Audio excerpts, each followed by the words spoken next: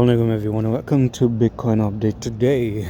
All right, so $22,600, man, that was pretty an incredible sight to see. And so let's talk about it. Okay, let's talk about it. So you're reaching a particular resistance at the moment, and yeah, there was a head and shoulder got destroyed. We're not into in the games of head and shoulders anymore. It seems like it's there's no interest of the head and shoulder to be played out. So going back to the 1 hour time frame, you got this left shoulder head here, right shoulder, boom, coming down, got the retest, crossed the neckline, got very bullish. Bitcoin is actually very bullish, and that's a good thing, right? It's a good, really good thing. And where did you end up coming to?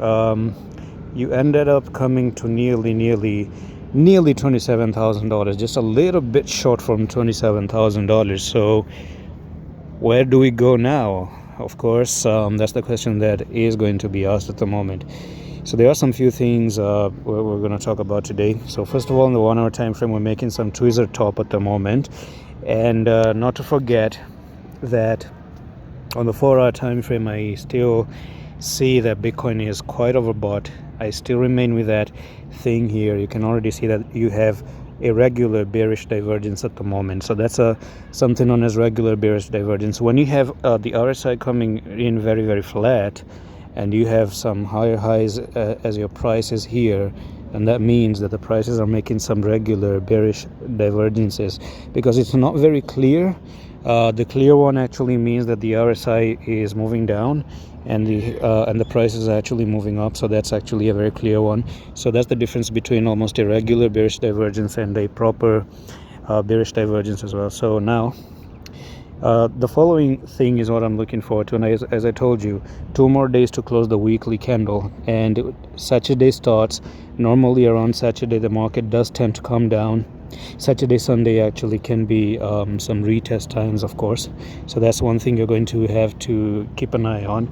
And I do see some amazing things for Bitcoin actually. And not only do I see amazing things for Bitcoin, but I do see that SPX is doing some amazing jobs. Just going to remove some of the few trend lines here. So once we remove those trend lines, I am going to mark another trend line right over here. So let's look at that head and shoulders retest. So next week, basically, I want to see some retest coming down. So this is what we're going to see. We can actually have some retest going down like this, near these levels down there. And when you retest this level, you could actually shoot all the way to nearly $34,000. And that's actually possible now, because let me show you what SPX is doing as well. So if you look at SPX, I'm just going to bring the SPX into the chart and look at what SPX is doing. Damn, this is so cool. This is amazing, okay?